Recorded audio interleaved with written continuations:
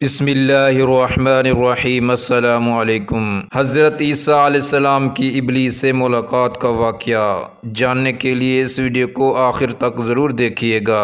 واقعہ کچھ اس طرح سے ہے کہ حضرت عیسیٰ علیہ السلام کی ملاقات ابلیس سے ہوئی۔ وہ 4 گدھوں کو ہانک رہا تھا۔ ان گدھوں پر سامان لادا ہوا تھا۔ حضرت عیسیٰ علیہ السلام نے ابلیس سے ان گدھوں کے ہانکنے اور سامان کے بارے میں پوچھا۔ ابلیس نے جواب میں کہا کہ تجارت کا سامان ان گدھوں پر لدا ہوا ہے اور خریدنے والوں کو تلاش کر رہا ہوں۔ حضرت عیسیٰ علیہ السلام نے اس کی بات سن کر پوچھا، پہلے گدھے پر کیا سامان ہے؟ ابلیس نے کہا، ظلم۔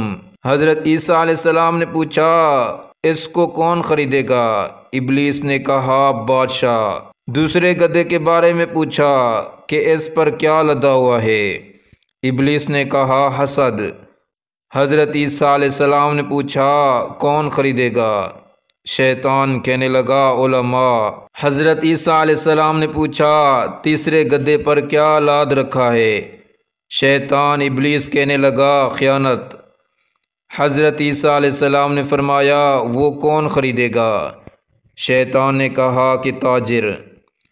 پھر چوتھے گدھے کے بارے میں پوچھا، اس پر کیا لاد رکھا ہے؟